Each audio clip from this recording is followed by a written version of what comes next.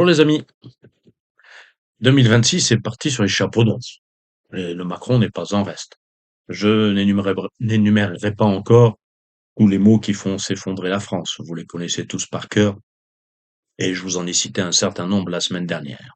Mais voilà qu'outre l'euthanasie des vieux et des malades, voilà que Macron veut euthanasier ce qui fait l'essence même de la nation française.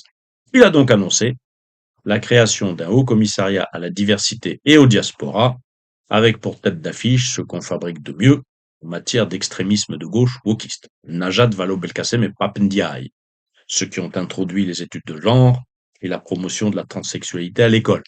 Christiane Taubira, celle qui a fait du ministère de la Justice l'annexe du syndicat de la magistrature et promu le racisme anti-blanc comme grande cause nationale, aux côtés de Lilian Thuram, qui insulte les Français aussi bien qu'il tape dans un ballon. Et on me dira que Macron n'est pas d'extrême gauche. Enfin bref.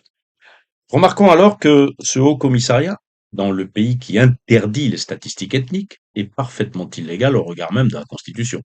La Constitution dit, pas n'importe comment, puisque c'est dans son article premier, la Constitution dit que, je cite, la France est une république indivisible, laïque, démocratique et sociale. Elle assure l'égalité devant la loi de tous les citoyens sans distinction d'origine, de race ou de religion. Donc, quand il s'agit de condamner ceux qui osent dire que les prisons sont remplies d'étrangers venus de certaines régions bien précises de la Terre, on brandit l'article premier. Mais quand Macron veut fragmenter la nation, dans la droite ligne de son discours de 2017, rappelez-vous, les yeux exorbités, il avait énuméré les Comoriens, les Sénégalais, les je ne sais quoi qui habitent Marseille. Et là, il n'y a pas de problème.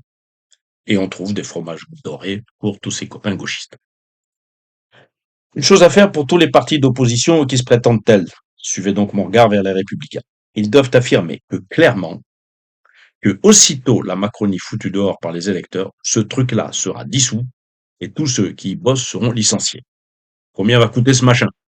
Macron s'en fout, ce sont les Français qui paieront. Non pas avec l'argent qu'il n'y a pas, mais en creusant toujours plus la dette et en payant les intérêts. Passons à une autre infamie, non pas de Macron directement, mais de ses députés. On le sait, la commission d'enquête parlementaire sur l'audiovisuel public a interrompu ses travaux depuis la veille de Noël. Il reprendra le 19 janvier. Premier sabotage. Avait-on besoin d'arrêter les auditions pendant pratiquement un mois?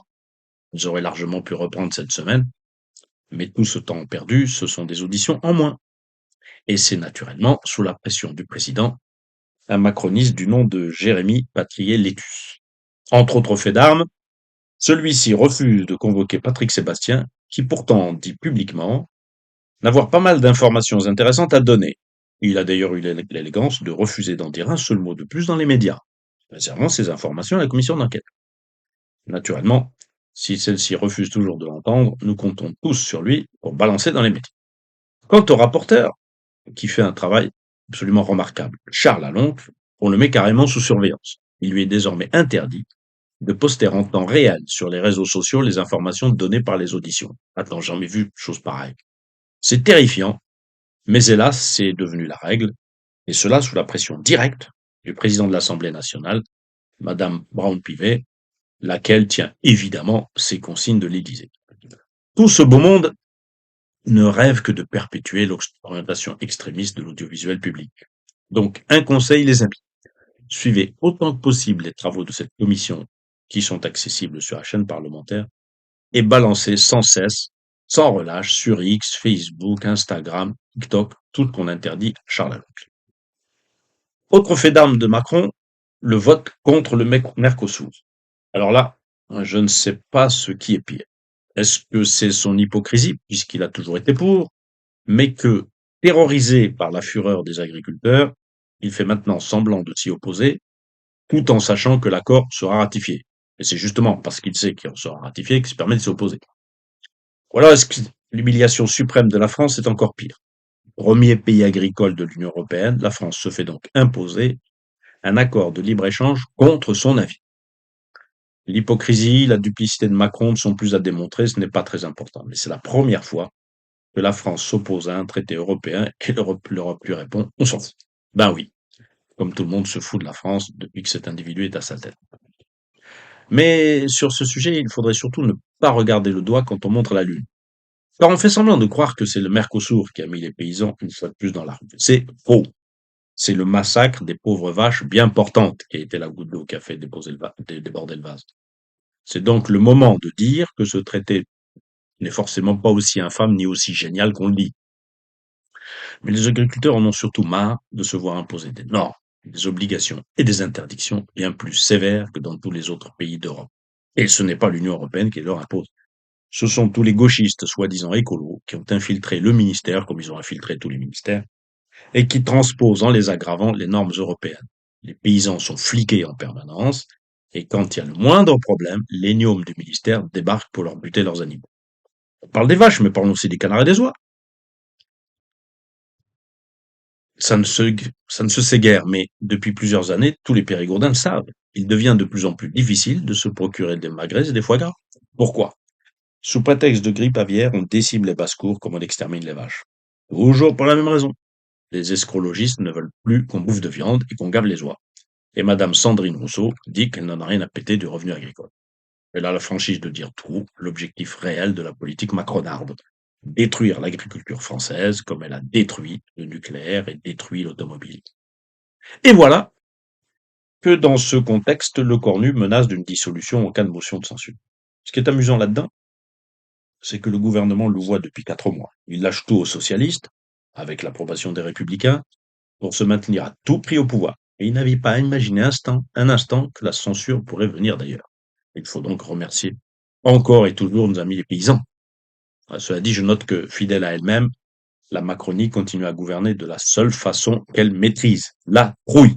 La Macronie est une phobocratie, le gouvernement par la peur.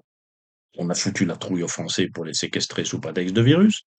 On leur fout la trouille avec une guerre en Ukraine qui ne les concerne pas et contre une Russie qui ne nous a jamais menacé de quoi que ce soit. On fout la trouille aux paysans avec une maladie qui ne tue pas les vaches et n'empêche pas la consommation de la viande. Et maintenant, on fout la trouille aux députés. Attention les gars, si vous votez la censure, vous retournez devant les électeurs et vous allez vous faire virer. Malheureusement, le groupe parlementaire ne fonctionne qu'à ça, le PS et LR. Cela dit, pour l'instant, je ne crois pas beaucoup à la dissolution, pour la simple raison que les députés macronards reviendraient à 15 et que dans le cas d'une majorité RN, il ne reste plus qu'un an avant les présidentielles. Et un nouveau gouvernement n'aura aucun mal à prendre 2, 3 mesures simples et symboliques pour conforter sa popularité, tout en étant sauvé par le gong de la présidentielle moins d'1 an plus tard. Mais je ne crois pas non plus à la dissolution, parce que je ne crois pas à la censure, puisque LR ne l'a jamais voté depuis 4 ans de gouvernements minoritaires successifs, et il s'est clairement rallié. Ah bah c'est pas rigolo tout ça. Mais bientôt 15 ans de Macron, ça me donne pas envie de rire. Alors passons à une info plus sympathique, et je prie nos amis qui ne sont pas parisiens de m'en excuser. La déclaration de candidature de Sarah Knafo à la mairie de Paris est particulièrement réjouissante. À 7% dans les sondages avant d'avoir dit quoi que ce soit, elle a aussitôt bondi de 8 et 9%, approchant le seuil de 10% de qualification au second tour. Elle distance aussi le candidat RN Thierry Mariani, scotché autour de 5%, mais ça n'a rien de surprenant, le RN a toujours été inexistant à Paris. Cette élection sera intéressante, car on verra si les Parisiens de droite se laisseront abuser plus longtemps par la candidate macroniste, ministre de la Culture depuis 2 ans, avec Gabriel Attal pour commencer. Au revoir les amis.